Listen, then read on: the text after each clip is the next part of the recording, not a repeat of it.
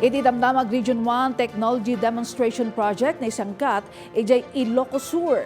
Mobile recruitment ti Philippine Navy tinurong dagiti aspiring applicants manipud amyanan a Luzon ken Agricultural Trading Center makatunong tapno may talo dagiti produkto dagiti manalon idiay Ilocos Norte. Report manipud kini Dayan Monica Tukay.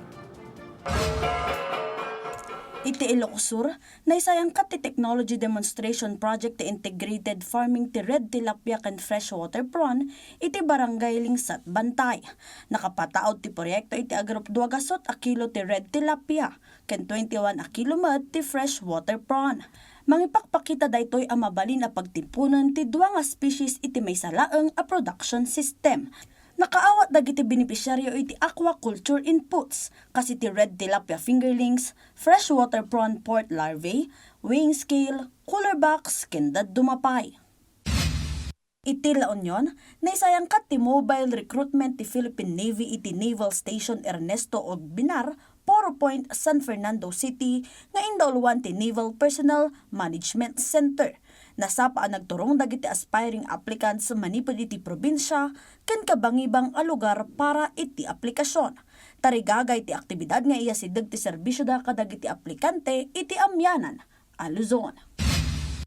Ken iti Ilocos Norte, manamnama ang maaramatan ti kadakkelan nga Agriculture Trading Center a Masarakan iti Barangay Biloca, Vatac City, babaan iti may sayangkat a dry run inton Marso. Napunduan ti proyekto iti 30 million pesos, manipod Department of Agriculture. 26 million pesos tinaylatang para iti kadsaaran, 3.5 million pesos para iti hauling truck, ken 500,000 pesos para iti marketing equipments. Agserbi ti pasilidad kas bagsakan dagiti accredited farmers associations and cooperatives tapno maksayan ti transport cost. May talo ti produktuda ken direkta ti produktuda kadagiti institutional buyers.